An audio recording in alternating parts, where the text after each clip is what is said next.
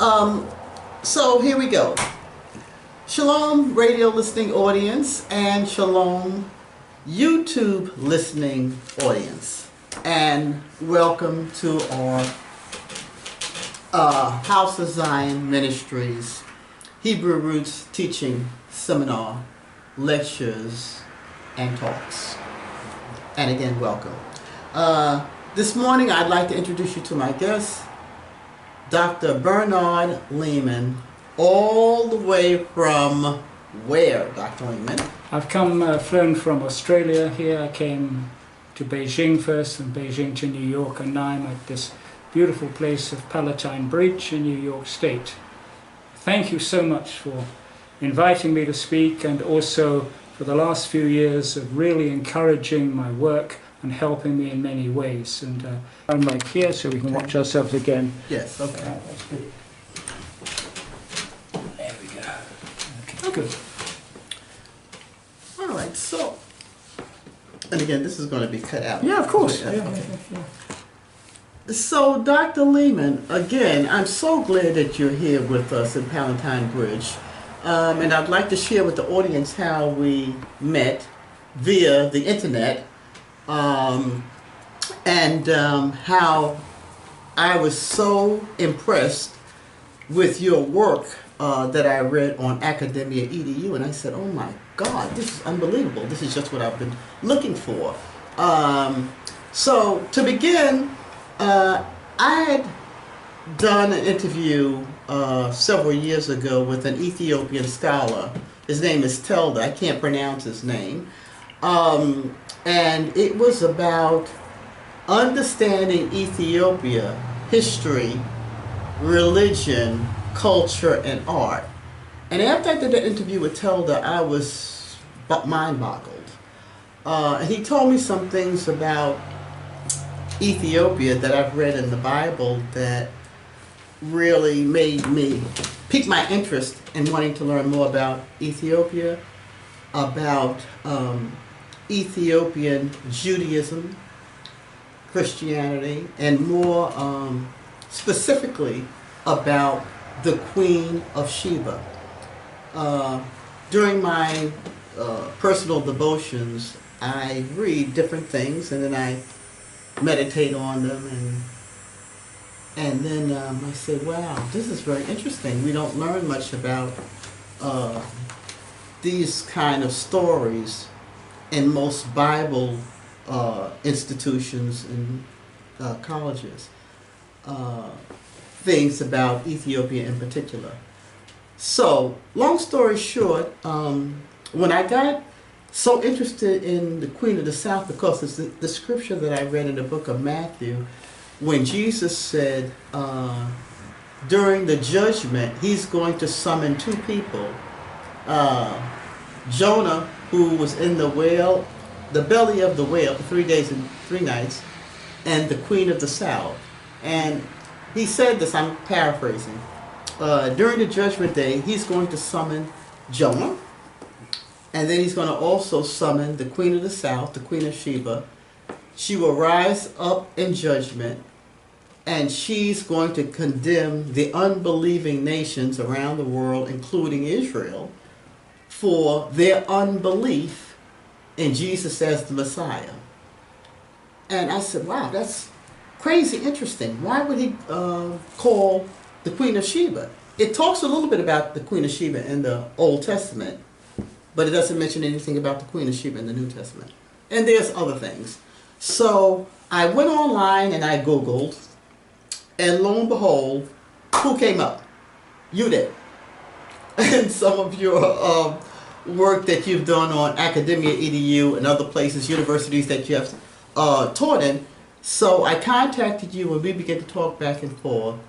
And that's how we began our relationship via the internet on our radio programs, because you've been on my radio show about 5 different times, and via the phone. So, Dr. Leeman, can you please tell me a little bit about what you studied in regard to Ethiopia first? Okay. Ethiopia's history, religious culture, ancient religious Ethiopian Judaism, Christianity, and anything else you would like to. Okay, thank you so much for that. Yes. You're welcome. And as you said, became interested to a certain extent in all this because of the Queen of Sheba, or the Queen of the South. I think the issue is here that talking of the Hebrew Old Testament, this is very much the statement of the kingdom of Judah, put together by exiles in Babylon, getting all the sacred texts together. But the experience of Old Testament events was far wider than just the kingdom of Judah.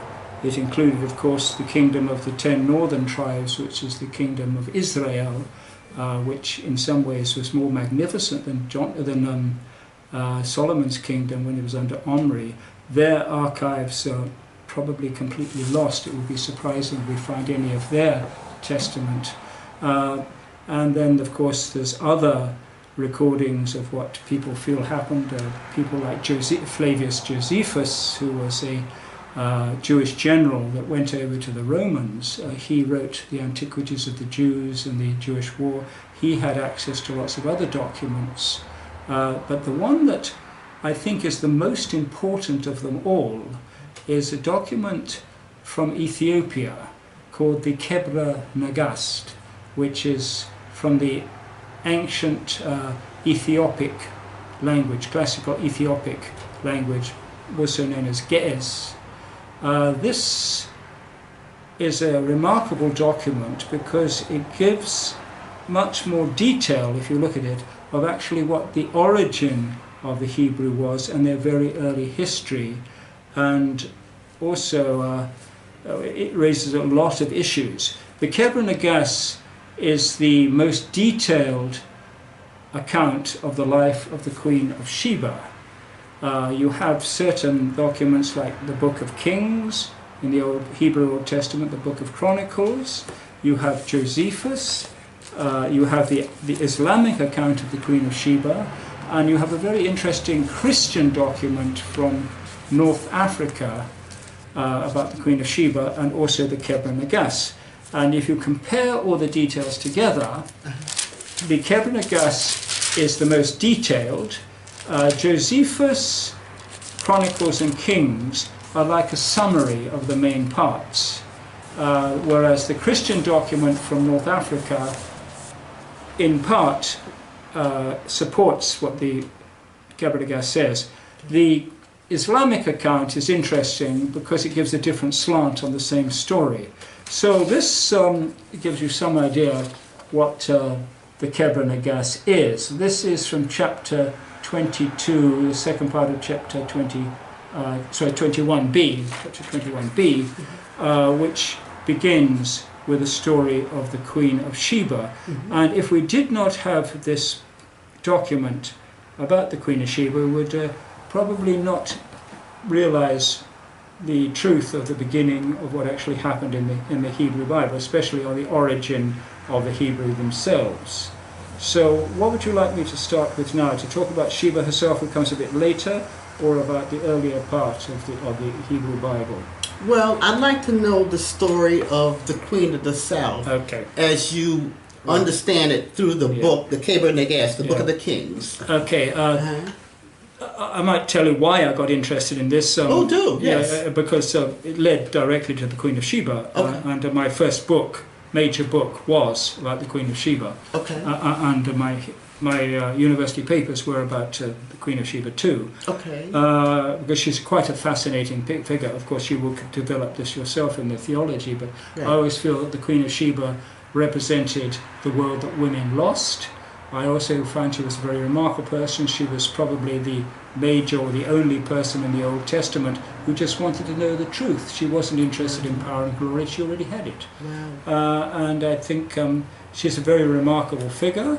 And anyway, how I got interested in her is that although I live in Australia now, I also have homes in Tanzania and in Ethiopia. My father went as a soldier to East Africa in the First World War 102 years ago, and he stayed behind in Tanzania. It was a German colony. The Germans left, and he lived there and started the coffee industry of southern Tanzania. I studied African history at university. I returned to Tanzania, and I married into the Lawo Moshi clan of Kilimanjaro, who were especially Bishop Stefano Moshi, the Bishop of Tanzania. He was very knowledgeable, not only on the history of modern Tanzania, but on the old customs that had gone before. And there's a book written about his family, published in 1940, republished twice since at least, called Chaga Childhood, about the raising of children in Kilimanjaro. And he knew an awful lot about the early history of Kilimanjaro. And he and his son, John Moshi, he was a very substantial person there, they said they had legends about Solomon and the Queen of Sheba long before the missionaries came there. Because when Africans come up with various stories, they say, you just learned that off the Christian missionaries. They say, no, we had our own stories about variations, such as they had a different version of the flood of Noah, which is quite interesting. They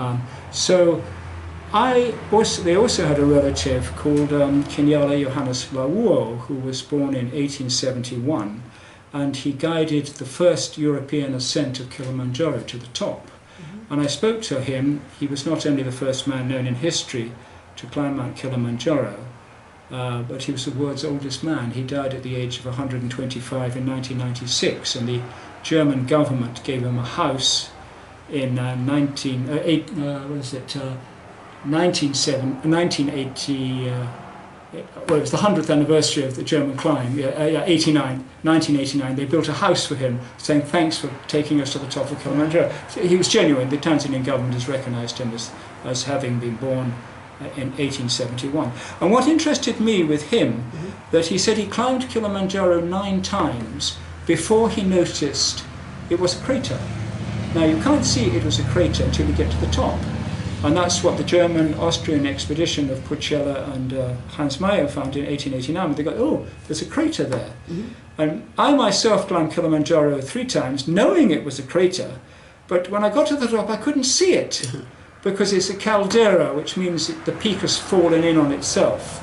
Okay. So when I got to the top, I looked down, and I saw a valley there, but I didn't realize you go there, then up, and the crater's over there. So I took a panorama of pictures. But the Ethiopians knew it was a crater. They knew it was a crater. And this was in the past. They knew it was a crater. Okay. Which was quite remarkable, because the only way you can get to the top of Kilimanjaro, which is 19,300 and just about 40, they've just remeasured it, 340 feet, it's enormous, is to go up there and look. So somehow the Ethiopians knew it was a crater. Now, there is a story that Menelik, the son of King Solomon and Sheba, the Queen of Sheba, I've got a copy from newspapers of 1928 in Tanzania about this story, and of course the other people who said yes, they had the story also, that the son of King Solomon and the Queen of Sheba was campaigning down from Ethiopia, and he came to the saddle of Kilimanjaro, which is between the 2 big peaks of Mount Kebra, which is the one with the ice on, and Mount Mwenzi, which is to the east of it. Mm-hmm. And he was camping in the saddle, and he decided that his life was coming to an end. So he said, King, I have lived, and King, I want to die. And he decided that he would die in the snows of Kilimanjaro, and he left and went with his nobleman up to the top, and he was supposed to be buried in the crater. So this was of interest to me, because how did the Ethiopians know it was a crater? And then in 1916 there was a revolution in Addis Ababa in Ethiopia, and many people ran away from the fighting and came to Kilimanjaro, because this is where they said they came up, and they're still there. I've spoken to the descendants of people who lived there. Seems a noise over the side? Oh. Never mind, doesn't matter. It'll go off. All right. So I wondered who knew about the story of the Solomon and the Queen of Sheba. They said, oh, go to the Kebra Negast. Oh. I said, what's that? I said, the Kebra Negast. It's the Kebra Negast in its version now was put together about 1314 AD. And it had served as the main constitutional document of the Empire of Ethiopia up until 1974. Firstly, because it says that the Emperor of Ethiopia is the direct descendant of King Solomon. Secondly, it says because of that he is the leader of true Zion. True Israel is in Ethiopia. Thirdly, he is the protector and guardian of true Christianity, because he is the major figure who supports the Council of Nicaea, which says that Jesus had one divine substance. Subsequently they changed to saying he had two substances. So he says, okay, I am the true guardian of the true Christianity. So this document served as the main document supporting the constitution of Ethiopia, the righteousness of the emperor and the church. And then the other thing is some certain land laws and things were incorporated into the back of the Kebra Negast, showing, that also was one of the reasons why it became such an important document. And it led right up to 1974, when the Emperor Haile Selassie was overthrown and then murdered the next year. So it has dominated Ethiopian culture, that they believe that they are the true Israel, the true Zion, and they are true Christianity, and they have a divine mission in life. So unfortunately, when I looked at the Kebra Negast, I said, nah, this doesn't make any sense, because it has a very detailed account of the meeting of Solomon and Sheba, and then the birth of their son, and then the theft of the Ark of the Covenant by the high priest Azariah with Menelik and taking it back to Ethiopia. But the geography did not make any sense. So, like many people, I said, no, this is not a genuine document. You cannot leave Jerusalem, go to Gaza, go to Alexandria and Cairo, because Alexandria and Cairo did not exist, go down the Nile to the Atbara River, to the Tekezi, and cross into Ethiopia opposite Mount Sinai. It does not make any sense. Okay. But I went to Saudi Arabia in 1974 and 5, and I found so many great ruins there that nobody could explain. In 1978, the Saudi government commissioned a Gazette of Place Names, a survey of everything in the kingdom. The result of their work intrigued Arabs and others, because they wanted to find out these places in the old, they wanted to find out what these ruins were. Maybe they could get some idea. So anyway, an Arab professor from Lebanon called Kamel Salibi brought out a book believing that what he was saying is there was a very ancient Israelite presence in West Arabia. Okay. So I wrote to him and told him, look, I've got the Kebra Negast, which has a very detailed account of places where the Ark of the Covenant was taken and crossed into Ethiopia. And he told me, I do not know the Kebra Negast, but here is my map of these places you mention. And I shivered, because I realized that the theft of the Ark of the Covenant came down through West Arabia and crossed into Ethiopia that way. They didn't come down through Africa, they came down through West Arabia and crossed into Ethiopia. Well, I'd like to know, how close is Ethiopia to Arabia? I saw Opposite. Oh. Just opposite, it's across the sea. I mean, Okay. in some places it's very, very narrow indeed. There is. I mean, this is one thing, if you look at the Red Sea, it's extremely deep for most of it, from north to south. But in the south, there are some volcanic islands there, and the water is shallow. You have two channels that go through that area, and one is very shallow indeed. And the Arabs have a tradition that there was a volcanic explosion that raised the seabed, and also maybe lava flows as well. Because if you go to Yemen, there's colossal lava flows that have solidified there. The Arabs say that at one time the Red Sea at the southern end was blocked, and the sea built up and then broke through, and there was great catastrophic loss of life. And of course in the past we know that there was a land bridge, because when human beings left Africa to populate the rest of the world, it was assumed that they went up as far as northern Egypt and crossed over that way to Sinai. But recent research shows that it's most probable they also went through a land bridge. And if you look at a map of Ethiopia, you can see like it's been taken and torn apart. You have this Afar depression, the Danakil depression, which is sulphurous volcano. It's an incredible sight to see, and it's getting splitting more and more and more. And it's very close. I mean, when I live in Ethiopia or Eritrea, when people know there's boats going, they race down and get boats right across to Yemen or Saudi Arabia to try and get work. And there was evidently a land bridge. If you look at the dispersal of peoples, they're realizing now there was a land bridge long before the Hebrew, but there was one in ancient time. But from the Arab records, the Arabs say there was a blockage of the Red Sea, and people managed to cross over in large numbers. If you look at populations, you can see from the DNA there was a huge shift suddenly from southern Egypt, northern Sudan, across to Yemen. Sometime they must have gone across. So that's what got me interested in the Kebra and Negast, because I think we'll just stop there for the moment, isn't it? That's what I was going to say. Because we're going to do this as an introduction before we get to do the heavy lectures. We're going to start A, B, C, D stuff. Okay, there we go. So about the Queen of Sheba in the Kebra and Negast. So we can.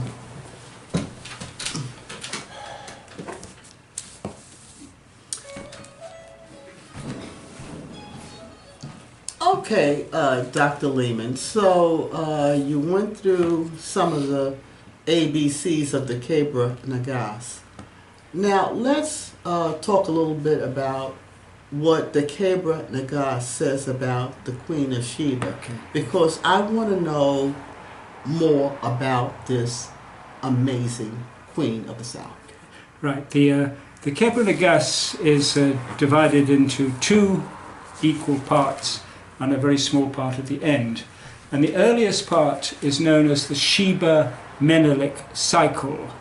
And this describes events during King Solomon's reign, about 950, about 70, that era, years before Jesus.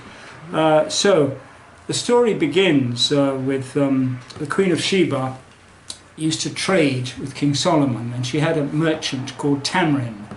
And the era of Solomon, the Queen of Sheba, is very interesting because it was the end of the Bronze Age, the beginning of the Iron Age, and with using iron weapons, you could have stronger armies, and you could use iron tools for digging and cutting down trees. So there was a huge amount of change in the world at that time, with the beginning of the Iron Age.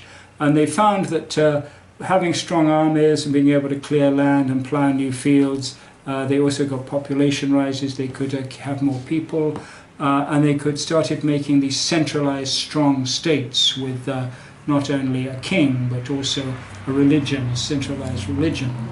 And the Queen of Sheba lived in the south of Arabia, and looking at the stories about her life, it seems they do match what is known elsewhere, that many of these trade and alliances were conducted through dynastic marriages, where you married someone's daughter, this kind of thing. And the accounts of the Queen of Sheba, I said, are from Ethiopia and from Josephus, from Kings and Chronicles, the Muslims, and one or two other places like that. Even China have some very strange information about a woman who seems to be one and the same as the Queen of Sheba. We'll talk about her later maybe, because theologically she's very much similar to the Queen of Sheba. So the most detailed account of the Queen of Sheba comes from the Arabs and from the Ethiopians.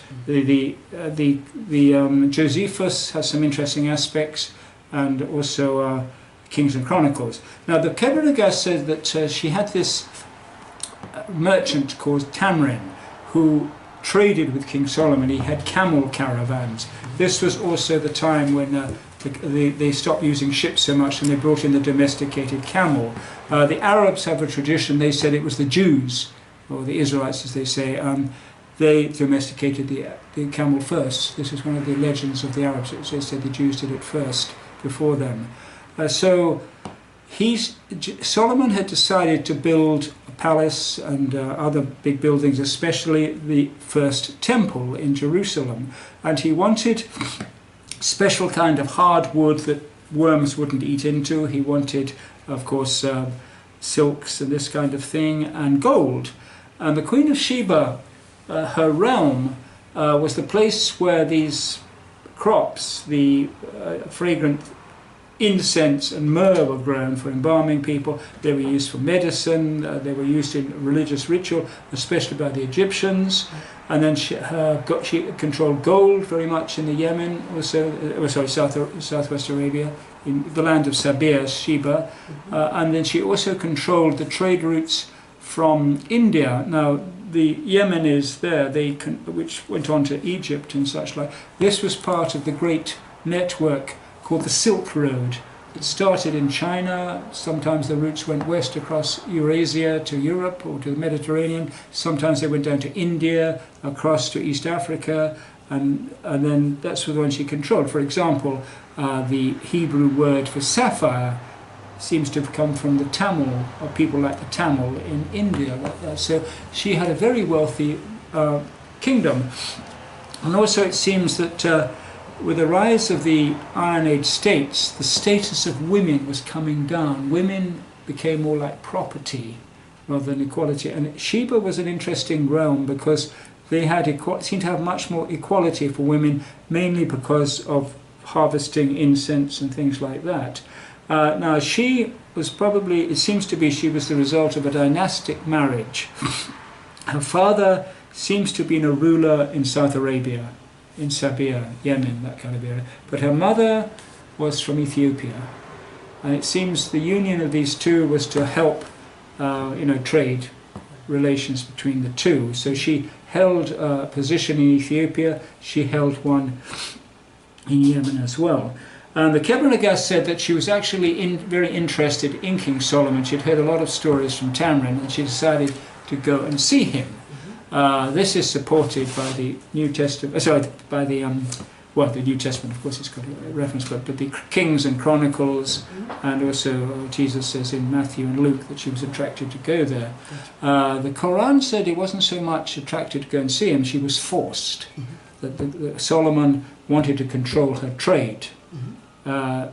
Whatever happened, she went to see King Solomon, and she went with an enormous amount of wealth. Josephus said she took so much gold was devalued for a time. Josephus said she also brought this plant balsam as well for them.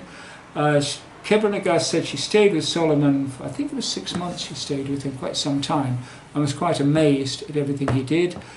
She was tested with riddles. She tested Solomon with riddles. The account of the riddles cannot be quite, they were just made up because the lots of things she refers to come later on in Hebrew history and that. But the story was she did actually test Solomon with riddles, and that she was a great intellect. She was very good at riddles, and her mother was quite incredible too. She was mother very good. Her mother was called the Queen of the Jinn, Queen of the Genies. And this kind of thing happens in many civilizations where there seems to be an earlier people who were there that were very magical and this and that. And the Queen of Sheba in China, who's called Shi Wanmu, her mother was also supposed to be Queen of the Genies, as was the Queen of Sheba. So there was a kind of magical aspect to that as well. So she was very impressed with King Solomon, but he wanted to keep her there. He was desperate to have a child from her. So when the time came for her to leave, he was getting quite desperate. So he arranged a meal for them, a parting banquet. And he said to her, all right, since you're going, I want you to sleep in the same room as me. It was actually a canopy overlooking the feast. And she looked down her nose at him and said, who do you take me for? What do you think I am? And he says, no, it's all right. Nothing will harm you.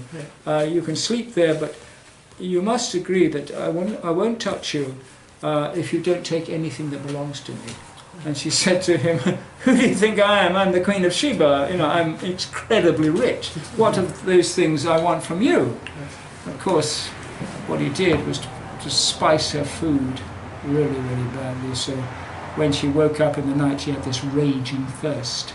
So she had no water by her bed, so she sneaked across the room to where Solomon was sleeping and helped herself to water. Grabbed her, said, why are you taking my water? and she couldn't last. She had to surrender to him, and after that, apparently, he got a maid as well, both of them. So then they slept, and in Solomon had this dream. He suddenly saw the sun move from Judah and move over to Ethiopia. And then in the morning, he said goodbye to the queen and said, look, if you have a child, here's my ring, bring the ring back.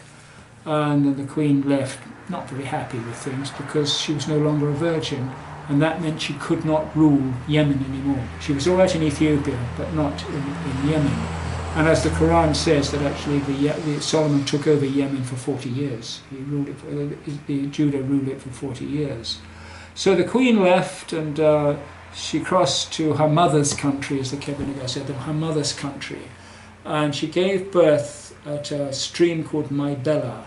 This is a stream that rises just next to the university, what used to be Asmara University, in Asmara in Eritrea, and it flows for about 12 kilometers till it gets to a small depression a small valley near Tsiada Christian, which means white Christian in Tigrinya. And she gave birth next to the stream to her son Menelik, and she called Maibela, which means either give me a razor to cut the umbilical cord or give me water. I suppose has two meanings. And if you go to Maibela today, of course because of deforestation, especially in the war with the Ethiopians chopped down all the trees for wood and things, so it's not like it used to be, but still at Maibela the river forms more of a pool there than anywhere else. And so then she continued on her way to northern Ethiopia somewhere. It's not quite known where, Helwati or actually somewhere in the north there she's supposed to have had her place. And her son grew up, and he questioned his mother, who is my father? And she was very short with him. She said, I am your father and your mother, do not ask me again. But because of taunting by his playmates, he persisted, and she said, okay, your father is King Solomon, he lives quite a long way away, and he insisted he wanted to see him. He said, okay, take this ring, but you must swear to come back to me, you're not to stay there. So he left with his companions. He visited King Solomon, and Solomon was quite taken with him. The Kebra Negast said that at that stage Solomon only had one son, Rehoboam, who was still a child, and he was quite taken with Menelik. He said, you resemble my father David. Menelik actually has other names, Baina Lakem, the son of the wise man, it seems to be, or David. They also called him David. And then when the time came for Menelik to leave, King Solomon really wanted to keep him there. He said, no, I promised my mother, I swore to my mother I would return.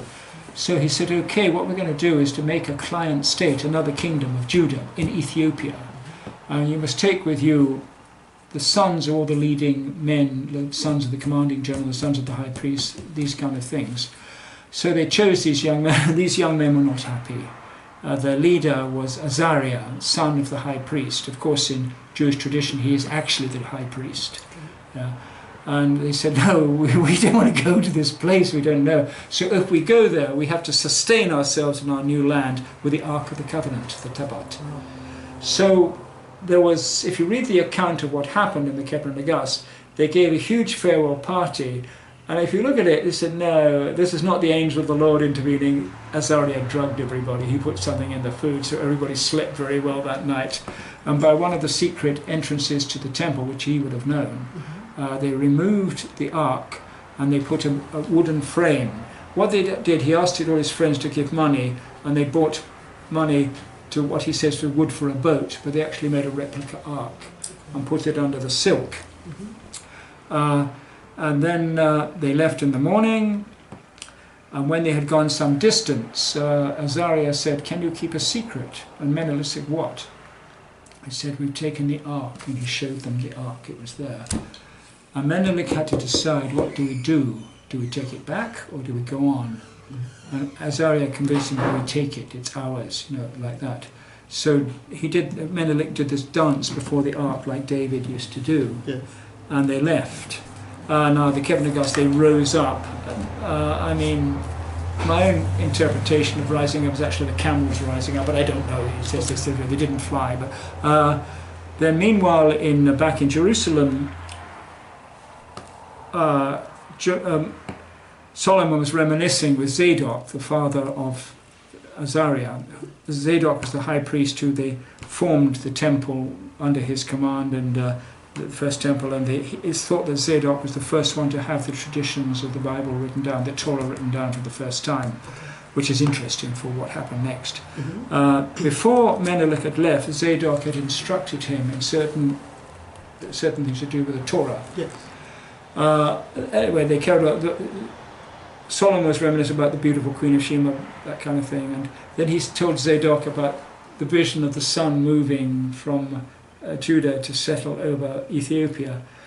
And Zadok said, "What?" And he jumped up and they ran to the temple, and he went into the Holy of Holies. The ark had gone. He realized what had happened, that they'd lost the covenant. Well, not exactly the covenant, but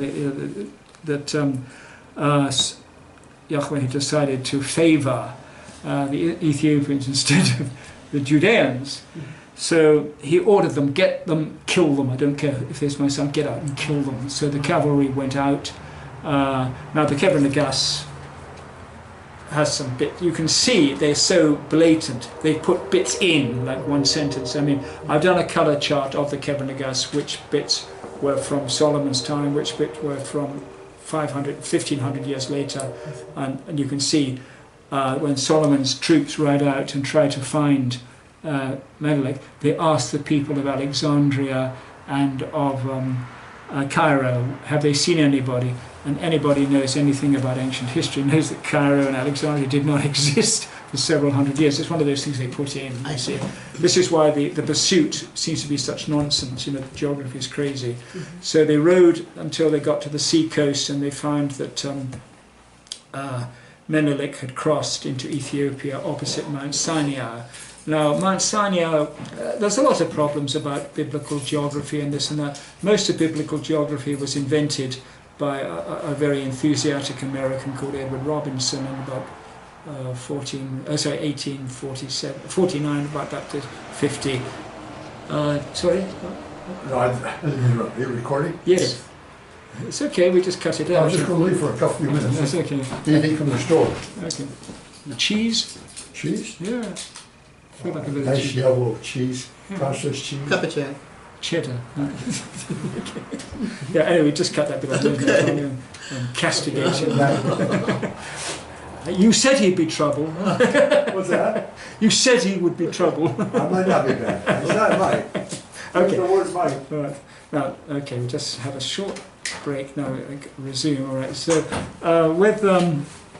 there is a problem. Edward Robinson rode around Palestine in the 1850. He did 2 short trips, and he identified a lot of places which he thought would be the old biblical Israel, and of course this caused a lot of trouble later because it didn't fit. Right. And especially with Mount Sinai, there's lots of theories that where Mount Sinai really is, and one of them is in Yemen, because there's the mountain there called after Moses' father-in-law Jethro, Jabal al-Nabi al-Shuab, the mountain of the prophet Jethro. So if you take that to be Sinai, that area there, they would have crossed directly into Ethiopia there. But that's a completely big, different subject. As right. Many the things that come from Ethiopia, the evidence from Ethiopia and Kush in Sudan and the Nubian area south of Egypt indicates that the biblical experience was much wider than just the delta of Egypt, Palestine, Israel. It was much, and Babylon. It was much wider. They were Israelites, evidently from when the Hebrew come from a very wide, much wider area as you'd expected. So anyway, he crossed into Ethiopia with the Ark of the Covenant, and there he Azariah then gave the rest of the Torah. So what is interesting about this account of the Queen of Sheba is that it shows how the Israelite state was during the era of King Solomon, when it was at its most powerful. The Israelite Judean states, they only had a very short period when they have any significance in the Middle East. and this was time at the Queen of Sheba. Now what happened to Sheba we're not sure. The Ethiopians have a tradition which sounds feasible because this is actually what happened later in Ethiopian history we know. She decided to rule jointly with Menelik. Okay. Yeah, and this we know that they seem to have sort of two kings at the time. Archaeologically it's very interesting because there's a place that well, we know that Menelik is supposed to have made a Judean state, an Israelite state in Ethiopia. And we do know that a state was made in Ethiopia that was combined from Shebans and another people. Of course, they didn't like to say Hebrew, but the evidence indicates they were Israelites. They made a state about 950 BC. Now, if you go to Adikawe, where Mekelle is in northern Ethiopia, you go to Wukro a few miles up the road, you have to go up the mountain, and there's the plateau that extends to the sea. Mekelle is there, but you go up the plateau and there's a great space of land you can see very clearly for a long way. Mm-hmm. And there is an old city there called Adikawe, where nobody lives anymore, just very scattered people. Okay. But if you go there, you can see the church, and you realise under the church there's an old Sheban temple. Mm-hmm. Then you go to the west and you go to the east. To the east is a temple there that they've excavated, mm-hmm. and to the west there's another one. You go on top of it, nobody's touched it yet. You can see the old steps. These date from between 800 and 1,000 years before Jesus. And at Adikawe, from one temple, there were these incense burners, big stone incense burners like that. Mm-hmm. And on the side, it's written, one comes from one temple and one comes from the other temple, and then a third one comes from the main temple, but it doesn't have anything interesting written on. But the two which are quite far apart, they say the same thing. It says there were 4 kings of Sheba, 3 of whom... Oh, sorry, there were 4 kings of Sheba, 1 who was a high king, okay, who ruled jointly with 3 queens of Sheba, 1 was a high queen, over the Sub and the Bur, the Reds and the Blacks. Sub means Sheban, Bur means Hebrew. And it's in 2 different places there. And these, of course, these stones were unearthed in 1971 and deciphered by a Luxembourg archaeologist called Roger Schneider. And now the German archaeology team have been looking at these things from theirs, but they won't translate it. They don't like to say that this was Hebrew, because it's not what they want to find. Because it supports the hypothesis very much that the Hebrew experience was much, much wider than the Old Testament infers. If you read the Hebrew Old Testament, it infers that Abraham came from Ur in Mesopotamia. He came to settle in the land of Canaan, which is now Palestine, Israel, and that he settled in the eastern delta of Egypt. The captivity took place in the delta, then they escaped into Sinai and then went to where modern Israel and Judah is. The evidence suggests it was much, much wider, that they were dispersed from southern Egypt right through to Yemen, right up through Arabia. They were much larger, and the Kebra, Negast and other evidence seems to suggest this. So far as the Queen of Sheba is concerned, unfortunately, being a woman, she's been interpreted in different ways.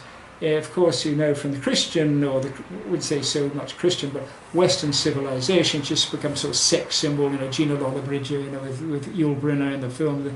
And then, because she was a woman, she was associated with very unpleasant connotations to sort of denigrate her, like you get in Polish Christianity, how she appears almost as a man smoking a pipe, and Hebrew things about she's Lilith, the night demon who strangles children. St. Anthony, who is the father of Christian monasticism in the Egyptian desert, was said he was tormented by visions of the Queen of Sheba. You have this unfortunate viewpoint about women. First of all, she's not liked in certain very patriarchal societies, religious circles, because she challenged Solomon intellectually, which a woman should not do. This is one thing she's not. And in Ethiopian society, it depends where you go to, because depending who she is, the audience, I mean, she's sort of portrayed that her only use is as a vessel for the kingship. You know, she was the woman that provided the kingship of Ethiopia. And I always find that most unfortunate. They sort of go Solomon, and Queen of Sheba is just the girl he got. And I think that she was far more substantial. She was high priestess of the Sheban religion. And when she gives the description of she was the Macharib of the high priestess of the Sheban religion. And her account in the Kebra Negast is very interesting because it's very accurate, saying what they believed in. Saying we always respect the sun because she gives us warmth, and it's a very good description of the old Sabian language. Whoever recorded it seemed to give a very accurate description of what the Queen of Sheba is. But she did embrace Solomon's religion. The Muslims say it was the Islam, but of course, because they say it's the religion of Abraham. But both say that she became a convert to Solomon's religion. Now myself, looking at the Torah, of the 613 laws of the Torah, I said, why? And especially my wife said, why would she have agreed to many of these things? And I realized, of course, that nobody else has actually pointed out. The Kebra Negast gives what must have been the original, well, not the original, but one of the earliest forms of the Torah. It's only 40 laws.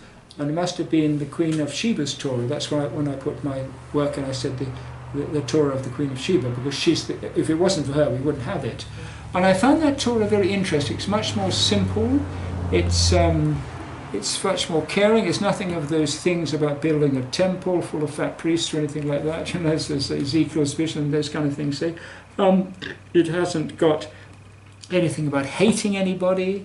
If I would, you know, it's wrong kind of terms. I call it green and socialist. You know, but it is a very, you know, I'm quite fond of the Queen of Sheba's Torah. It was a very straightforward thing. And this is why I think this sheds light very much on the development of Judaism into the things which you are very interested in yourself about Messianic Zionism movement, because I see a link between the Queen of Sheba and Jesus Christ, a link that goes right through there. Because if this was the original Torah, it was only 40 laws.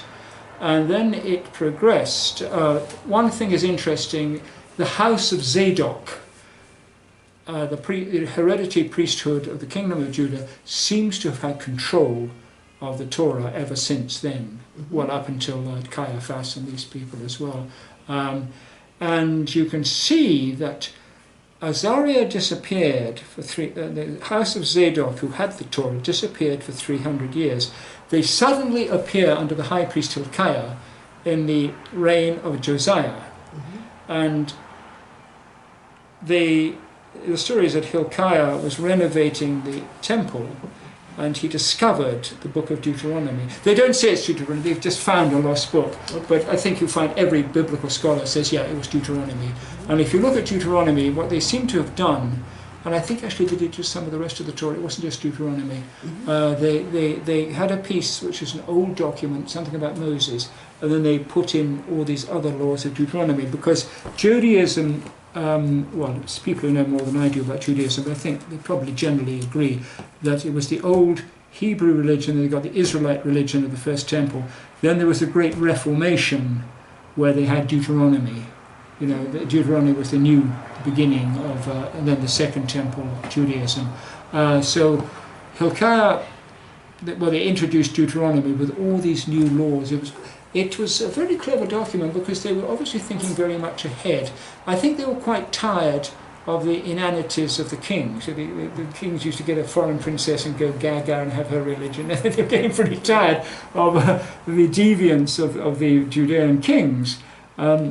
So I think what they did, Hilkiah and certainly Ezra, they made a sort of document, like a constitution for a theocracy ruled by priests, not by... And of course it was a genius thing, because I think without it, Judaism would never have lived, it would never have survived. It was so good. What you could do, you didn't matter if you'd gone like the Jews of Belmonte who didn't know there were any other Jews in the world, you were still Jews. You had your document of how to behave. So I can see it in that light. But of course there was the other side of things where people said this is too much emphasis on legalistic, it's like a rule by lawyers. What about the spiritual? And I think what happened with, as time went by, of course the Babylonians came in, and previous to that, 572, before the Assyrians came in, 721, 722, they smashed the kingdom of the 10 tribes Israel, and that's obliterated. Then the Babylonians moved against Judah, and they destroyed Judah, and they took just the hierarchy. So they seem to have taken the Zadokite priests to Babylon, where they must have sat down and worked out what to do next. They realized they had lost the kingdom, there were no kings, where do we go from now? And then they helped the Persians take over from the Babylonians. The Persians were pleased with them and said, okay, go to Yehuda Medinata, which is now modern Jerusalem, you can have your own state there. And they entrenched themselves in what is now New Jerusalem, and they got rid of the kingship, Zerubbabel and this and that. And they were very successful. They ruled as a theocracy. They managed to last until the end of the Persian rule, when Alexander the Great came in. They had a lot of trouble from the Greeks, because the Greeks had a completely different outlook on things. Like they established a temple of naked gymnastics next to the temple. They didn't get on very well with the Greeks, but they've managed to last, namely because of Deuteronomy, a very strong structure. But there is that world that was an alternative, which I think Jesus came from himself. Nobody quite can work out from the New Testament. He never wrote anything that we know of. They say there was one letter he once wrote, but it probably wasn't so. He never wrote down anything, and much of the interpretation came from a man who never knew him, which was St. Paul. And I think my own take on him, that he was very much from the old tradition of the spiritual prophetic tradition. Of course, the other aspect of being the Messiah, yes, but he... the Jews that came later, especially Moses Maimonides, he said that basically what they were saying is Jesus Christ had no respect for this constitutional law, the Torah they had made. He was saying, if you look at what Jesus had to say, he very, very rarely quotes anything from the Torah, very little, one or two proverbs, but he just said, the basic things of love your neighbor as yourself. He wasn't the only leader that said that, but that's the one that we remember. There was a Jewish leader that was once asked by someone, tell me the Torah while I stand on one foot. You see, and he said the same as Jesus Christ, love your neighbor as yourself. So I think with Jesus Christ, he was getting, of course he had his own, his message and things, but on the subject of the law, I always feel that Jesus realized that a lot of the law had been invented to form the Second Temple hierarchy, and I think the big problem, the big mistake is that the Sanhedrin, the supreme body of the Jewish council in civil and religious, they had two, they should have heard him out. They should have come to a compromise with him, because I think that really what he was fighting for the true soul of Judaism. He was feeling that things had become too bureaucratic, they depended too much on foreign rulers, and that it should be more of a spiritual thing. That's my own take on it as well. And it was interesting, he referred to the Queen of Sheba as someone, saying this one knows, she will testify, because she recognized what was right in her era, and you guys don't recognize it when you see it now. So I think just that's what I have to say for the moment, so perhaps if you could bring up some other ideas, that would be fine. Yeah. Thank you. Oh, sorry, Works so wrong good. one. And you should see how it comes up on the thing, Rabbi. Yeah. Okay, it's on? Okay, well. Okay. All right. Yeah. The only thing I gotta do is, go ahead. Okay. Okay, now, Dr. Leeman, that was very good. How you explain the background, history, culture, and religion about the Queen of Sheba, the queen of the south. Very good, excellent, thank you. But let me ask you a question in regards to your thoughts about the role of women played in regard to their relationship with Jesus Christ, as we call him Yeshua, the Messiah. I'd like to get some of your thoughts, and I'd like to share some of my thoughts. Yes, this is interesting because he would have upset, well, he would have slightly offended people when he said the Queen of Sheba will arise on Judgment Day, because it wasn't done for women to judge men. Of course, after the conquest of Canaan by Joshua, there was a period of about 200 years when the Canaanites and the Canaanites and the Hebrew were coming to terms with each other to meld into one nation as Israelites, that they were ruled by judges. And Deborah, of course, was one of the judges. And people argue, well, what came later, how women seem to have lost power to a certain extent, wasn't maybe not true then, but certainly by the time of Jesus it was a very patriarchal society, and women, and then it was fortified by people like St. Paul, and women's role was to shut up and listen. So it was a bit insulting. It wasn't done for Jesus to say that the Queen of Sheba would judge people. I mean, the Queen of Sheba in Jewish tradition is sometimes denigrated. She was given the name Bilkis, which of course is a variation of Pilkish, meaning prostitute or concubine, when probably her real name was Machda or Makeda. Nobody's actually sure, but it seems that's the best, especially from the Chinese as well. They've got a very similar name for her as well. So yes, that was one aspect, but that was something very much associated with Jesus' life. He was criticized, for his parentage very much. People who wanted, some people say Jesus didn't exist, but when they start saying terrible stories about him, he existed. And of course there's that story that his father was really a Roman soldier called Pantera. Then there's other people who've written about him. It is true, there is a problem with his mother, because his mother's sister's name was Miriam also, and this was very strange.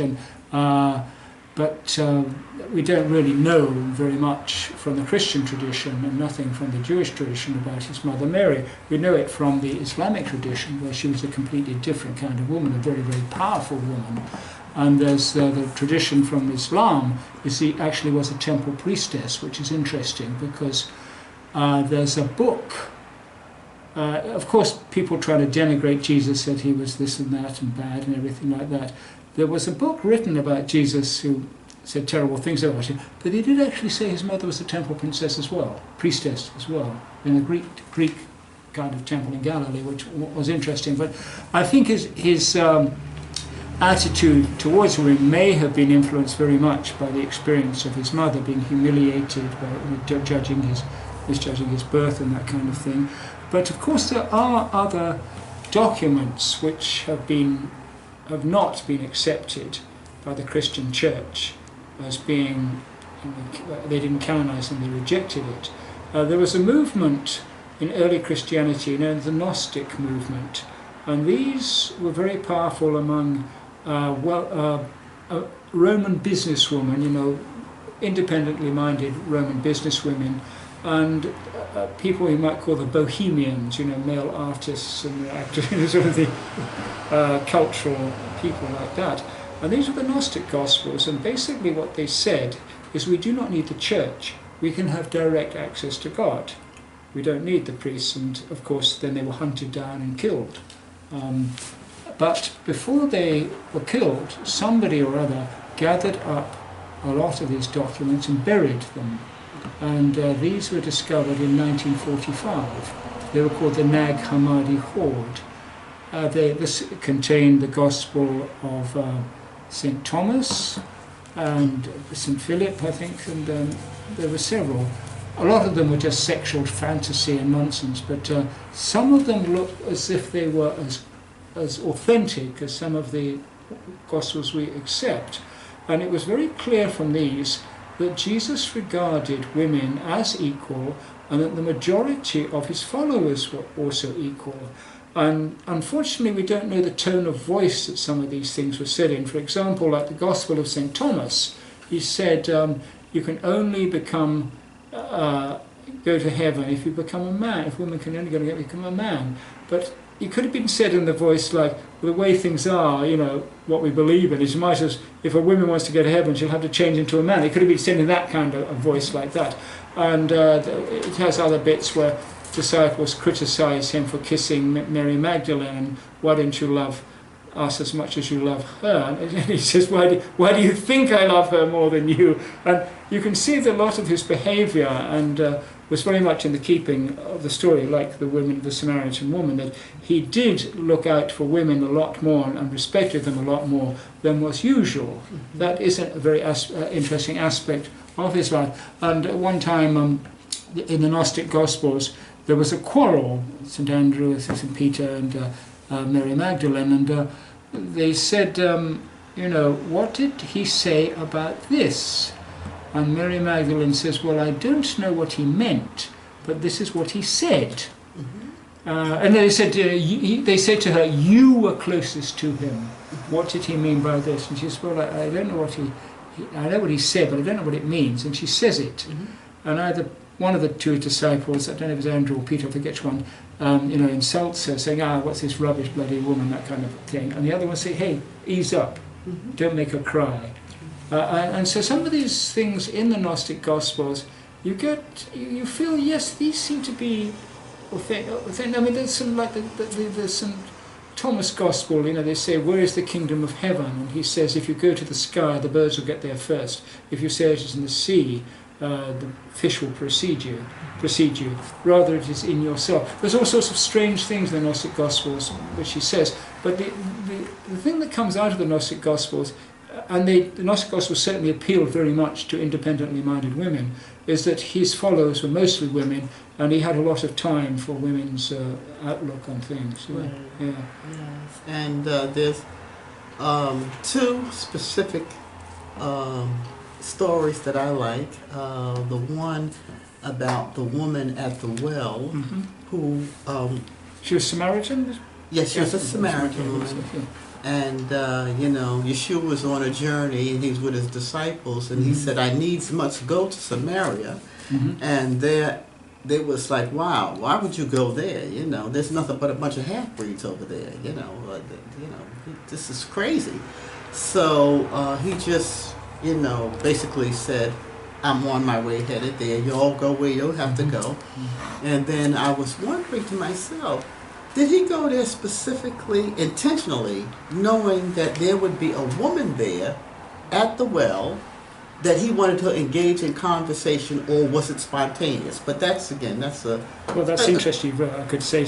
Yeah.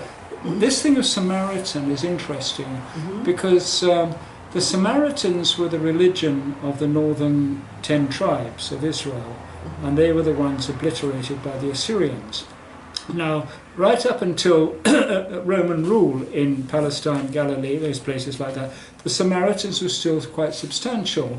And then, unfortunately, they rebelled and were decimated. So today, there's only 4 Samaritan families left. There's only about 500 Samaritans left in the world, and they augment their numbers by mail order brides from Philippines and such like. And there's only 4 families left, but 3 of them have that gene, the special gene, which is the priestly gene. Now there's another thing which is associated with African people, and this is one of the things that people think, since Samaritan and black person is the same word in Hebrew, the feeling was that the Samaritans had still quite a high percentage of African blood from the early Exodus. This is why they're called mixed. They always used to make it as a theological thing that they were following some Canaanite goddess, but it wasn't. It seemed to be racial. This is the second thing about the Samaritans. The other word for them is called the people of the land. Now, I've seen one interpretation that they were landowners. No, they weren't landowners. They were the lower class. You see, why did Solomon inflict forced labor on the Samaritans, but not on the Judeans? these seem to be a lower class kind of people of the land. Mhm. And with Jesus, his ministry only lasted 3 years, and it was in Galilee, among rural people. He didn't go for the elite, he went for ordinary people. This is people that hadn't got high status, the people like tax collectors, whores of Moabite, all these kind of, just a joke that one, but painted Jezebel, people who were not respected very much, and of course the women as well. Mhm. This is probably why when he was executed, when he was crucified, I mean, there'd been a huge outcry against the temple authorities and he was arrested for the riot there, that there wasn't a follow-up because women really didn't have the power to object and this and that, like in the courts and such like. So my feeling is there's something about the Samaritans. They once said to him, which part of the Gospels is that, where they said to ask him, St. John I think it was, says, "What are you? Are you a Samaritan?" They couldn't work out what he was. Mhm. And my own take on it is that he did usually go for lower class people, and that may have been one reason why he actually bothered with the Samaritans, because they were out. When they came back from the Babylonian captivity, they found Samaritans there, and the Samaritans said, "Would you like us to help?" And they said, "No, we don't want to know." And I think there was a big racial issue there, that the Samaritans are strange. They revere Moses almost as divine, semi-divine, which the Jews do not. And the Jews have a strange attitude towards Moses. He doesn't figure quite as much as you expect it to do, and of course there is that feeling from the DNA that he was a black African. Yeah. And this seems to have been with the Samaritans very much. They were very much mixed.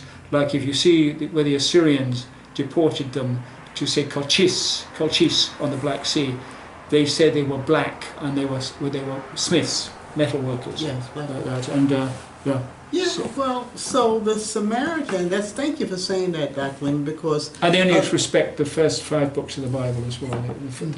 Yes, because the story about the Samaritan who was very kind to a man that was beat up down into the ground, and nobody would try to help him. The priests, people that you would think they know the Torah, but they just walk past.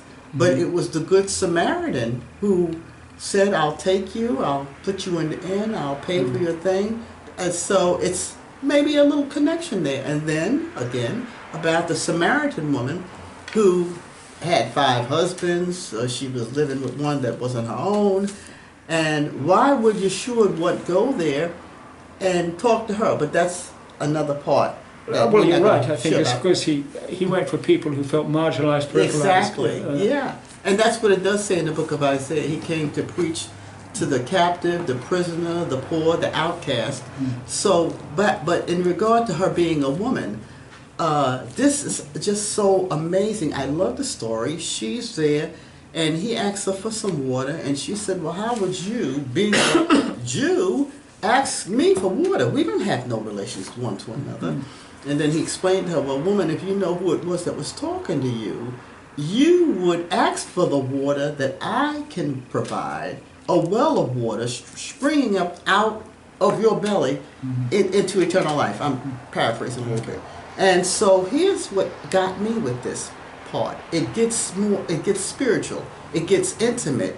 It gets to a point where she says, "Wow."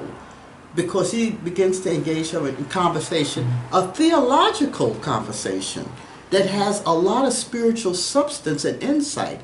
So although she might have been what some people call a half-breed, what do you know? She's nothing. Why waste your time with her? She knew more than what people gave her credit for, what, the Hebrews had given her credit for. And then he was so engrossed in this conversation that he had with her, that they were like together in understanding. And then he told her this, which was mind-boggling to me, that he was the Messiah. He didn't do that to most. There might have been one other group that he might have did. No, some of his disciples. He said, "Well, if you're looking at me, you are looking at the God in the flesh," in some parts of the New Testament. But when he told her who he was, she became alive. Ran from where he was, went to the town, told the men who she had just finished speaking to what he said, and told them, this is the Messiah that I have been talking to. Mhm. They look at her again. It's a society where men look down on women in some instances. They said, well, we don't believe you, but nevertheless, it might sound convincing. She was a little bit convincing. They come back, they see the Messiah there, they believe it also. So this story, again, why would Yeshua sit down with a woman that most people prejudged? You're a half-breed, you're an adulterer, you're this, you're that.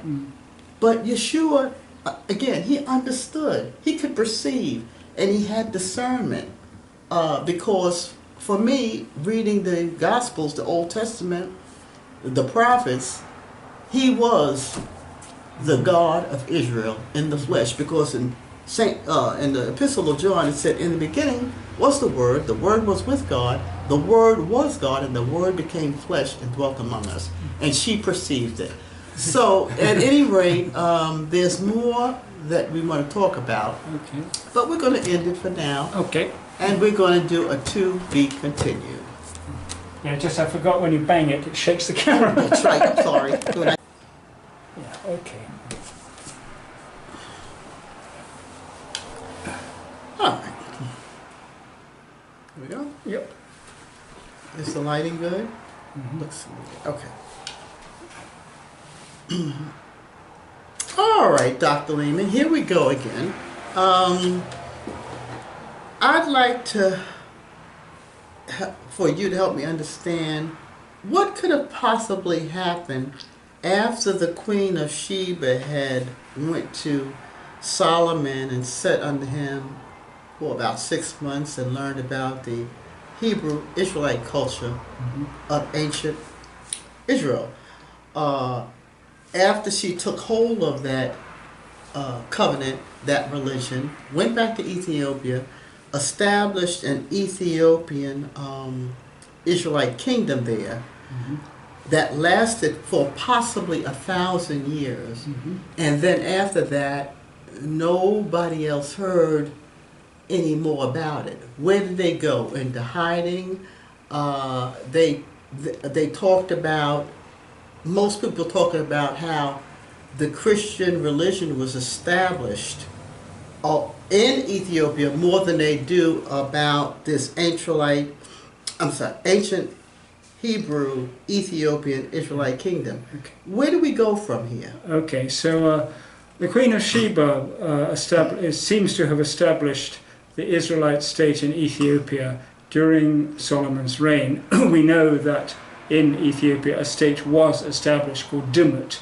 Okay. We call it Dumut, D''MT, because we don't know what the vowels were, you see, in it like that. And of course, when the Queen of Sheba established this kingdom, it was at the height of the prestige of Solomon, of the Israelite state. And from the record, what they say in the Kebra, that Azariah, who was the high priest of Judah, did come there to establish an Israelite state. And the Jewish Bible and traditions, they just say that Azariah disappeared from Judah in those years. Nobody knows where they went. The high priesthood did disappear and reappeared 300 years later with other people called Azariah as part of it. So they went somewhere, and it's pretty likely it was, as the Kebra Negast said, it was to Ethiopia. But that does not mean that the Israelite state managed to do very well in Ethiopia. It seems to have been a state that survived, but the leadership seems to have gone pagan at some stage, because the trouble is these things, we don't know very much. Judah fell in 586 BC, and Israel fell in 721 BC. So the prestige of being an Israelite state obviously fell. Now we know in Ethiopia from the inscriptions at Erikawe that there was still black Hebrew there 150 years after Solomon, but we can see from the inscriptions that they weren't, well, we know the rulers were not Israelite, they were the old pagan Sabaeans. And what probably seems to have happened, that because there was chaos after Israel and Judah were destroyed, the trade routes no longer bothered to go up that way, that they actually went across to Ethiopia, because some very fine artists, sculptors came from Yemen to do these things for the Sabaean kings in Ethiopia, with beautiful inscriptions. I mean, if you see them, when they just dug out of the earth, it's like they were done yesterday. They're absolutely beautiful, Wow. these inscriptions and things like that. Mhm. So it seems that because there were black Hebrew there, from the inscriptions it says there were black Hebrew there, and from things that came later, which I'll explain in a minute, it seems the Hebrew or First Temple Israelite faith did carry on, but not dominating. They were under pagan kings. Now, when the northern kingdom of Israel fell in 721, people like Jacqueline Pirenne surmised that some people ran away from there and took up residence in Ethiopia. And this concerns very much the people we call Beta Israel, who are called by a bad name, which is Falasha, which means refugees, fugitives, like foreigners, or Kaila, which means did not cross the Red Sea, they stay behind.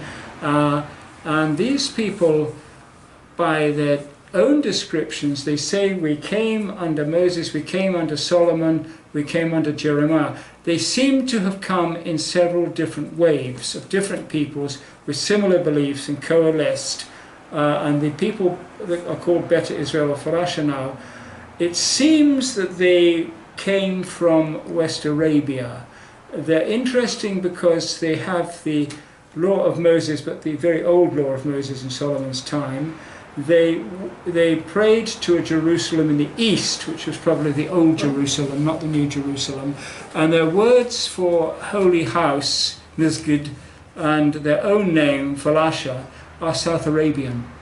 They're not Ethiopian, they're South Arabian. So they seem to be a mix of people that came there and consolidated around Gondar and eventually the Simeon Mountains, but they might have been more widespread. So what we know is that, what we suspect is that the Sabaeans kings, they came over, intermarried with the Ethiopians. You find that they stayed in some places, the Ethiopians stayed in the other, and then they got weaker about 100 years before Jesus. And then another kingdom arose called Aksum, which was from Semitic-speaking peoples. Now they say that the kingdom of Dumut, which had Israelite elements in it and also pagan, disappeared. But I don't think it did, because you find that Queen Yodit was queen of Dumut, and she died in 917 AD, which meant it would have lasted for 1,000 years. And where she was queen is actually where those inscriptions are saying there were black Hebrew there. So people generally think, okay, Dumut collapsed, Aksum arose. I don't think so. I think they were parallel. So what happened, the Semitic-speaking peoples established another kingdom at Aksum, and it seems that they rivaled the Cushitic kingdom of Dumut for some time. So Aksum were also pagan. They're the ones with those great stelae at Aksum, and they were the ones that received Christian missionaries. There was a slave boy called Frumentius and his brother. They were shipwrecked at the Ethiopian coast, and they were spared. They were taken to the court of Aksum about 320, around about that time, AD. And the queen, she quite liked these two boys, and she was very fond of them, and she let them teach her son, and then eventually they gained their freedom, and Frumentius and his brother went back. I think he was from Phoenicia or Tyre. He was on some Lebanese coast, he was from somewhere there. And they told everybody what they were doing about Ethiopia, wanted Christianity, because they were Christians, you see. And they went to Alexandria, and Frumentius asked for the Alexandrian church to send a missionary bishop to Aksum, and to his surprise they appointed him. They sent him himself to Aksum, and his name was known as Abba Salama, the Father of Peace. And they seem to have had a very good relationship with Axum. So from that time, about 320 or so, they had bishops of Ethiopia appointed by the Archbishop of Alexandria right up until 1952. But although the bishops were appointed, the local church really had the power. It really wasn't the foreign bishops. Now, they seem to have not exactly reverted to paganism, but they were still a bit interested in it. Okay. But then eventually they had the Council of Nicaea, where they had the Monophysite faith as their official religion, and Ethiopia became the second country in the world after Armenia to become officially Christian. They were Christian before the Romans. They did that before the Romans. And then the Romans became officially 380. Now the Romans, as I said, they had this dispute between those who said Jesus was of one divine substance, which the Ethiopians believed in, and you had the other, the Chalcedonian definition, where he was half and half human, half thing. Now, what happened? Those people who lost the fight in the Roman Empire, the ones who followed Nicaea, 9 people, they call them the 9 saints. They were from different parts of the Roman Empire, Rome, Syria, and a few other places, I think, but 9 mostly from Syria, I think, who would have spoken something like Aramaic. They came to Axum in about 480 AD, and it's not exactly known what they did, but we can tell by the Kebra and Negast what their message was.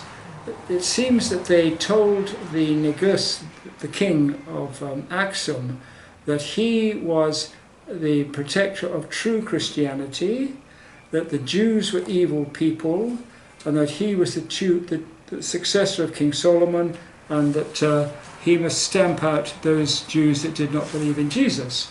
Now, by that time in Ethiopia, the population of Hebrew, Israelite, there's a sort of continuum. It begins, they say, pagan Hebrew, Hebraic, First Temple, but they didn't actually have Second Temple Jews there. So it seems that these 9 saints convinced the Negus, the king of Axum, that the local Hebraic population, especially the Beta Israel, were actually Second Temple Jews that had killed Jesus. Okay. This is why in Eritrea, the First Temple population of Hebrew people there are called Pilatos, or Latos, meaning Pilate, Pontius Pilate, Christ killers. Oh, wow. So they demonized these completely innocent people who had nothing to do with Second Temple Judaism. And they began a steady persecution of the Beta Israel and Hebraic peoples as not being the correct faith. But then there was an uprising in Yemen where there were Second Temple Jews. And they massacred Christians in Yemen, and the Axumites under King Caleb, they invaded a Christian crusade to wipe out the Second Temple Jews in Yemen. And there may have been, nobody knows, there may have been some cooperation between the Beta Israel and the Second Temple Jews. Nobody knows.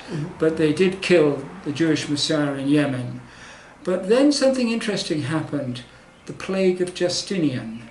There was a gigantic volcanic explosion in what is probably Rabaul in Papua New Guinea, and ash went into the air. This was 536 AD, and it circled the world for 18 months, and it blotted out the sun. In Europe you could only see the sun for maybe 2 hours a day, and it had catastrophic repercussions. The Nile level went completely down. There was 12 foot of snow in Baghdad, and then of course there was starvation, and the little mice, the gerbils, these small hopping creatures, came out of the fields looking for grain. They came into the cities, and they are thought to be the ones who started the plague.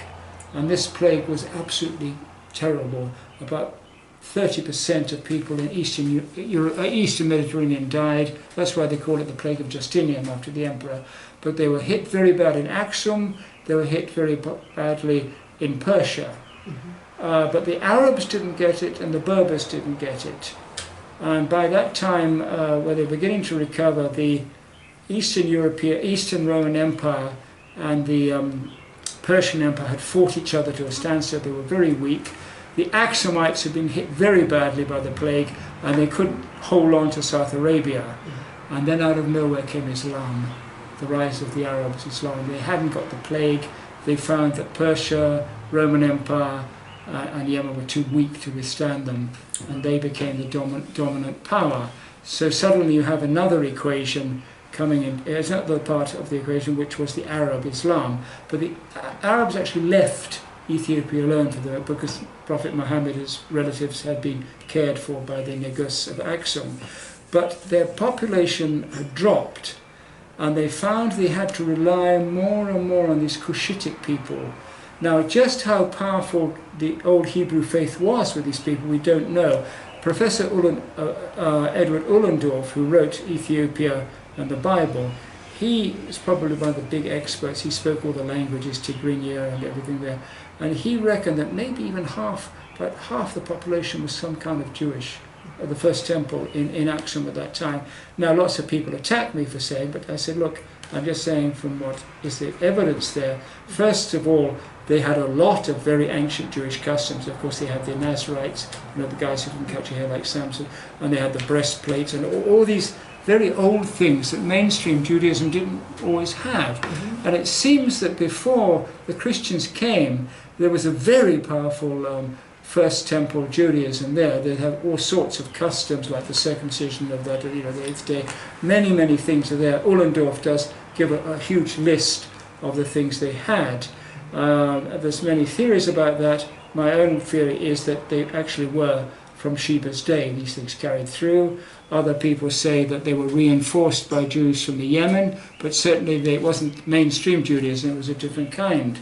So because the population had dropped, the Semitic-speaking Aksumites had dropped, they had to turn to the Agau, these Cushitic peoples, for help as administrators, especially as soldiers, things like that. But at the same time, the church was getting very aggressive against them. And if you go to Adikawe, where the inscriptions are about Black Hebrew, the Christians built all these incredible rock churches, but they're like a semicircle right round, blocking these people from trade with the sea. So it appears there was a reaction, a very violent reaction, led by people who say she was a Hebraic pagan queen. This was Yodit, or Asato, meaning fire. And she had a real grudge to settle. And she destroyed Aksum, she killed the king of Aksum, she burnt the monasteries, murdered so many people, and she nearly brought Christianity to an end. But then she died in battle. She was struck by lightning, they said, at Adikawa on horseback. Now, what is interesting, after she died, the people who took over the kingdom from her were not from her area. They were Agau, these were not Semitic, these are the Cushitic peoples. And they were from Lalibela, that area there, or Laster as well, it's a bit to the north of Lalibela. What is interesting about them, well, these were Agau, and they say they were descended from Moses. Other people say they were descended from the handmaid of the Queen of Sheba, who Solomon impregnated after the Queen of Sheba. But they identified with Moses, which was interesting. And even their later kings were Zadokites, people with this strange gene as that. But they were Christian, they became Christian. And they became incredibly successful Christians. They built these wonderful churches at Lalibela, and then they established kings, like Lalibela himself, who they were Agau, they were from that area, but they were very, very good Christians, and this is the sort of almost a golden age of Ethiopia. Okay, they weren't from that Solomon line, they were different. And they were the only Christians allowed to have an embassy or a church in Jerusalem under the Muslim rule.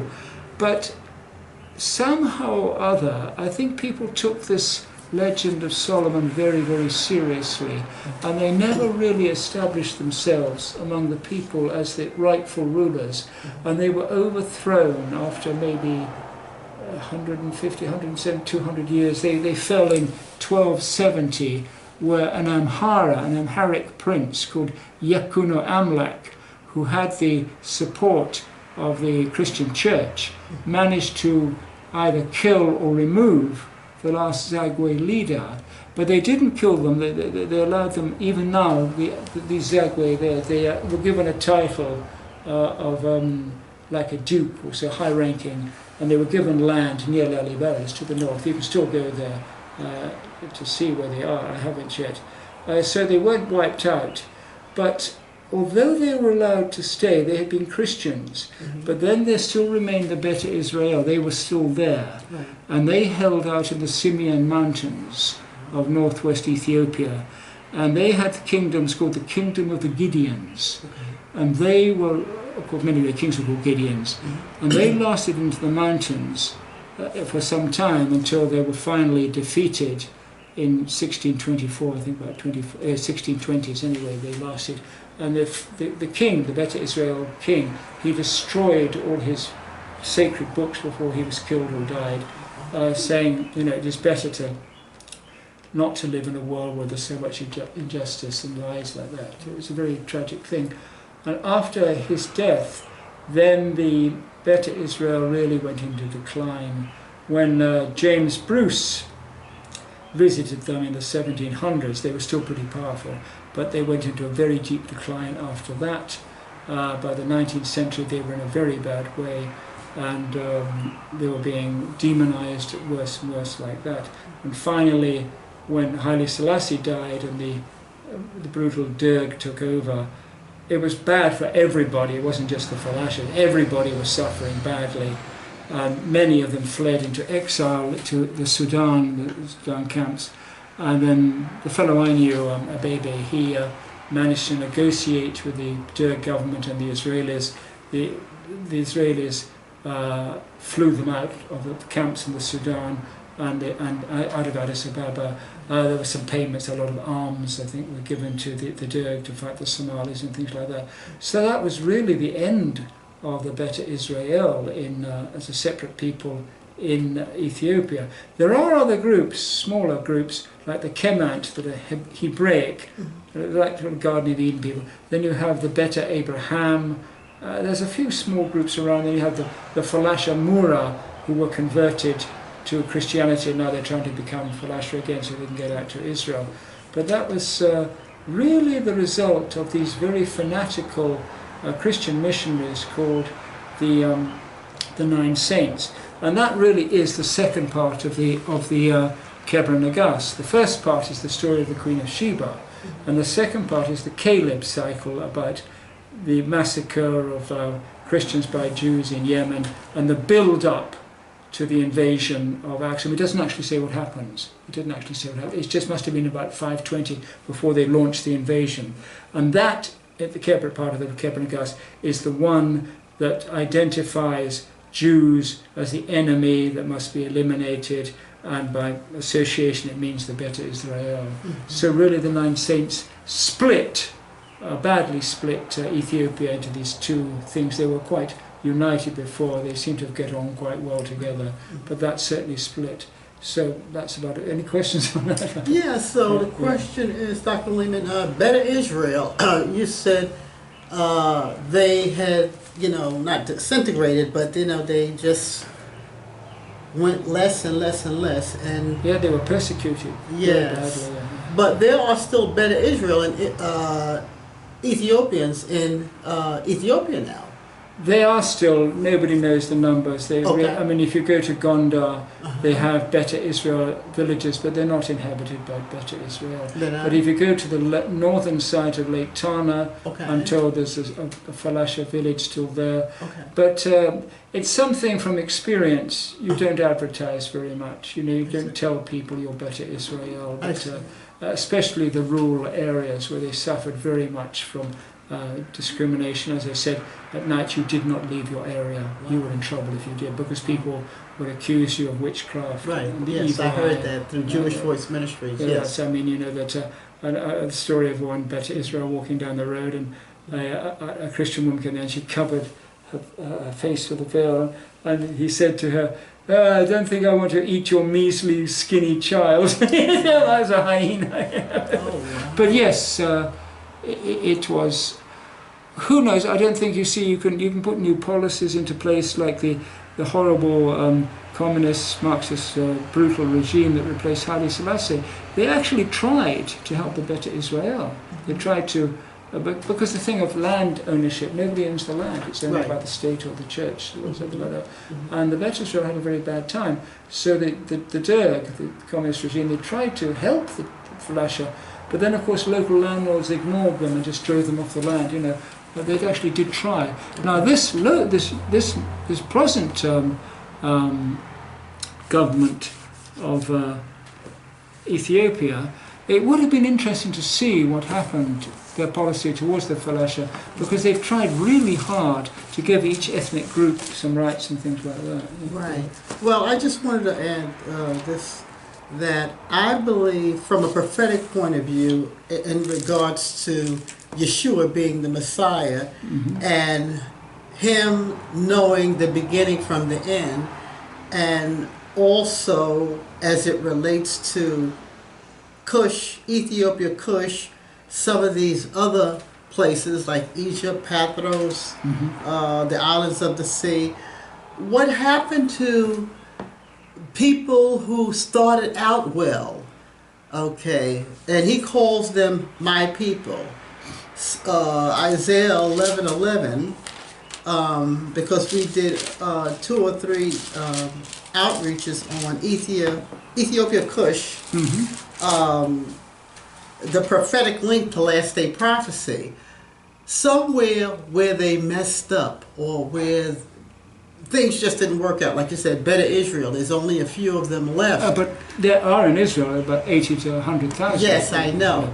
But this particular verse of scripture where it says, when I just heard you say that they have been so persecuted and rejected the Better Israel, I think this verse of scripture may tie to these people that have been outcasts. Well, that's what their name was. Yes. Falasha means foreign, strangers. Exactly. So here I just like to read this, and it says, this is Isaiah chapter 11, verse 11, and it shall come to pass in that day that the Lord shall set his hand again the second time to recover the remnant of his people, which shall be left from Assyria, Egypt, Pathros, Cush, Elam, and Shinar, Hamath, and from the islands of the sea. Okay, in other words, I'm going to recover them, I'm going to restore them, because God is a God of justice, and you might have not gotten your fair shake in life.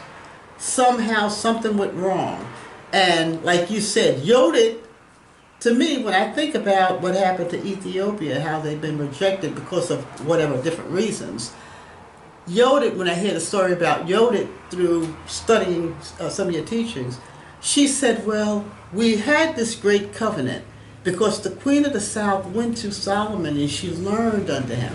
She went back to her country and began to teach these principles that she learned from Solomon. And for a short period of time, in progress, we expanded, we were blessed.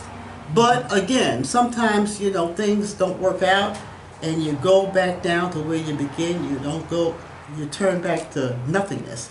So this verse of scripture, again, when it comes to Ethiopia, Cush, these other places, God said, I'm going to restore you all back. Okay, but it's going to be a process. And as far as Yoda is concerned, she tried to do it in the flesh. We want our old culture. We don't want this stuff that you came here and dished out to us. This is not working for us. And that's why she went around doing what, Dr. Leeman? You're right. She obliterated it. She almost succeeded. Yeah. So. Okay, let's carry on. Yeah. So, again, that's why it's so important to know these detailed stories. Again, from the Kebra and Negast, which some people see as folklore. It's just commentary. We don't believe it. But it is not commentary. It's the truth. It gives you some of the details that you cannot find in the Hebrew scriptures. What I find Yes. what I find interesting with Yodit, of course, she has been completely demonized Yeah. by the Ethiopian church. But you know, at Adikawe, I know the priests of Adikawe very well, and they were such a jovial, nice sort of people, really suffering with very poor, you know, hardly any money to live and that. And that is where Yodit is supposed to be buried. I think Yodit is buried under the main church at Adikawe, not at these two temples below. The soil is too thin; you can't go through the rock. But when in the was it fairly recently, I suppose the 1990s, the government decided to mend the road, and they said, okay, there's a pile of rocks there. It's Yodit's supposed grave. In fact, it wasn't. They thought it was Yodit's grave. Okay. So they said, okay, we'll get the contractors to use this rubble for the road. The local people were angry. And these are Christians who go every week to the church under the church's auspices, but they didn't want to know about desecrating Yodit's grave. Yes. So you find it's very difficult sometimes where people come in and said, oh, the Hebrew when they're blah, blah, blah. And you find if you talk to Yoruba people, they have very, very deep beliefs that they were there for a long time. And this, of course, is explained by all sorts of silly factors like that. I've seen some books about people looking into their beliefs and that. Tudor Parfit was particularly offensive, I found, when he used to go and interview people, and he'd twist things around to make you sort of laugh at them. And even Gamst, in his work on the Kemant, you know, how he sort of made them out to be a bit silly, because the poor things they don't have access to these information. They don't have the Kebra and Negast. Right. And they finally produced a document and showed him it was some sort of small piece of modern literature. But they do have deep beliefs in what happened. I mean, I've lived in societies in Africa which are supposedly deeply Christian, but when you scratch the surface, you find out some fascinating things about the past. That I know my doctor's degree was on Lesotho, and in Lesotho you go to the initiation lodges when you're a young boy or girl like that, and you are told many, many things of the very old things that happened. And I know with myself, of course, these people didn't talk to me, but I managed to talk to people who've actually got their trust. Yes. And they had wonderful explanations of things which had puzzled modern historians. I have a great faith in old traditions.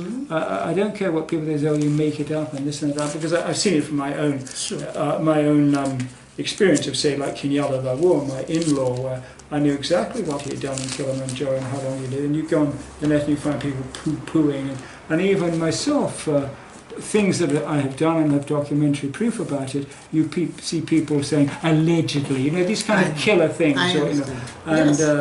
So I believe that, and I'm not the only one, because it's not only Ethiopia that has had a very, very lengthy exposure to Hebraic or Judaic or Israelite practices and religion.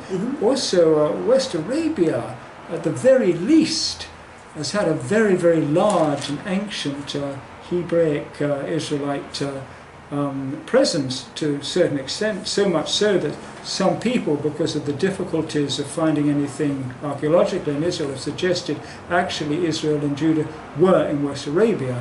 And people have argued, like Charles Cutler-Torre, who was in charge of archaeology for Israel, Palestine. He said, the start of Islam is so Judaic, the origin there must have been something huge there. And we know that there were Jewish Bedouin tribes still active in the 1920s, carrying the Ark of the Covenant into battle, the Mamal as they called it. Right. And all sorts of things are there. So yes, I believe there is, especially Yemen as well. I've spoken to Yemenis. He looked incredible, but he said his grandfather, he's had the same problem as Moses. Something happened to his face. It's got a caught fire. They have Yemen, especially, was very, very deep. Okay. The belief that they had a very ancient Judaic tradition. That there was first temple. So I believe that Ethiopia. I think Ullendorf was right. I think maybe 50% was first temple before the Christians came. And the simplicity of their faith back then, like you talk about the 40 commandments. Yes, just 40. Because, that was enough. Just from a, understanding from a, a certain point of view, you know, God is really very simple. Some people make things very complicated. And, you know, when God came, he said, I'm going to come myself and show an example of what it means to be a believer and someone that keeps his covenant. And it says, what does the Lord require of the old man, but to love justice and to love mercy and to walk humbly before your God. And that's very simple. And also, you know, he also says, when we talked about the other thing, now after they, you know, begin to say the Beta Israel, and they persecuted them, and, you know, then they went down and down. Nobody likes them. They're witches and all this stuff. But what they had, when they had it when the Queen of Sheba and Solomon, the kingdom was beautiful. It was simple. Some people came in, tried to convert them. No, this is another religion that you have to take side of. But connecting dots is, the Lord says he's going to restore the old ancient paths. And when I think about that, I think about those traditions that they kept back then when things were right. They were fair, they were honest, they were good. This is part of what the gospel is all about. Raising up the former desolations before it became desolate. Because it was very plain, it was simple, it was lovely, it was gentle, it was kind, it was goodness. It wasn't all of these rules and regulations. If you don't sit down there and your foot is wrong. Come on, okay? Why are you adding all that stuff? Because it says, how do you fulfill all of his commandments? You know how you fulfill it? Hear ye, it comes through the Shema. Hear ye, O Israel, the Lord thy God is one. Thou shalt love him with all thy heart, thy soul, thy might, and thy neighbor as thyself. And this fulfills everyone and all of those commandments. Well, you're coming on to a very, very interesting point. I mean, Yeah. we could go on forever about I this know. because you see, of course, before Nicaea, the Council of Nicaea, there were movements. I can maybe talk about it tomorrow. I'll look at my notes. Okay. I can't remember everything at Right. once. But there was a movement who said, hey, why do we need the Old Testament? Let's just stick to the New. Okay. I mean, these things are there. And of course, with Jesus, what he's saying, as Moses Maimonides, who 1200 and something, his letter to the Yemenis about keeping to the Torah, he said, this Jesus Christ, may his bones be ground to dust. He wanted to abolish the law, and we were ready for him, and we executed him quite justly.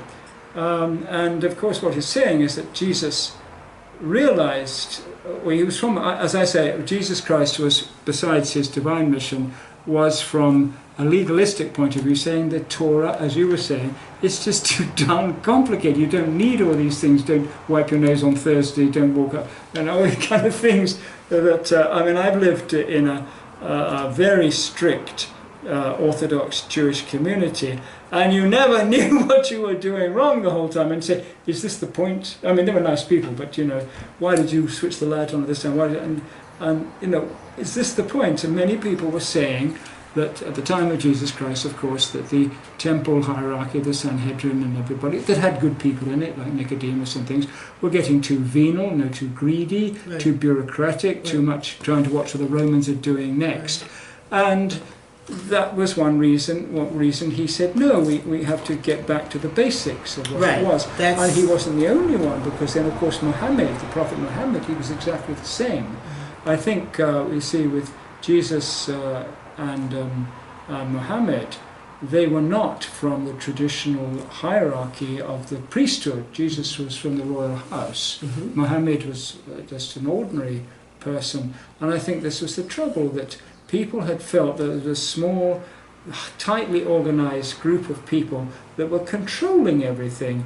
And say, like, I mean, even now, if you want to become a Jew, you can't unless these people are it should be, like Jesus said, it's because of believing in the ideas, not your blood group or anything like that. And that's what Abraham said. He said, we are trying to get back, it's not Abraham, Muhammad said, we're trying to get back to the basic rules of Abraham. And of course, his movement was taken over, like some, everything. You come up with a basic idea. Hey, let's be kind to each other. Yes. Let's make it simple. Let's have a good life. And you find some lot come over, and like in Estonia. Estonia is the most unreligious country in Europe. And they just wander into the woods and say hello to various trees. But be sure one day somebody will say you're saying something to the wrong tree. You always find someone who messes it up. And I think what you said is very true, that they wanted a simple, straightforward message that made life very, very kind for everybody, and you have some sort of future after death. Although I believe in the Torah, so that's not. Yeah, but which Torah? Yes, well, the Torah. Well, that's the thing with Jesus. He realized, well, it implicated in what he said. He knew that Torah had been tampered with, because all these things about, he said man was made, was it for the Sabbath was made for man, not man for the Sabbath. So, he said, let's be practical. And I think this was the big problem. Even now, Jews cannot follow the Torah except the strict Hasidics like that. Well, and it was really, the criticism was that the Torah was really made to entrench a nepotistic priesthood, to control people, and I think there's a lot of truth in that. They should ease up a bit. Well, two examples of what you just said was when David and his group, they were going out and they got hungry, and so they went into the fields to pick the corn, and somebody said, wait a minute, you can't do that, this is the Sabbath. And he said, in so many words, it's lawful to do good on the Sabbath. P.S. They're hungry, so they got to eat. Example number one.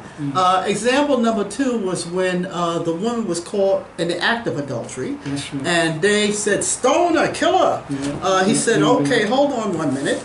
He sat down and he started writing in the sand, and nobody says... He said, let him without first... Well, let me finish. Okay, so he wrote it in the sand, and then the men that was ready to condemn her and stone her, this is somebody's commentary, they said they looked down and saw what he was writing.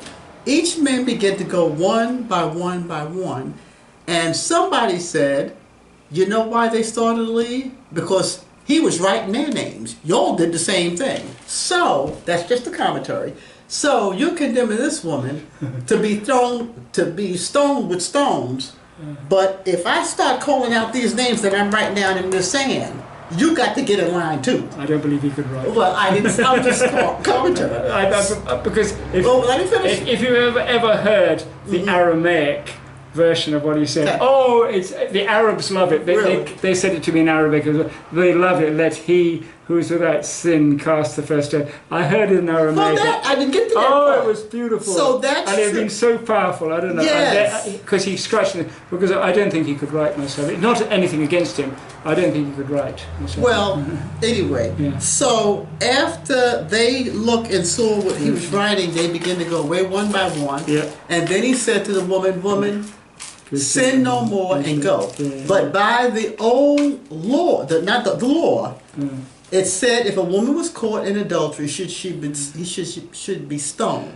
So those are just two examples of why so many of the rulers of Israel back in the day were very angry at him. You're coming to change the law because this is how it's supposed to be done. But he came to show, no.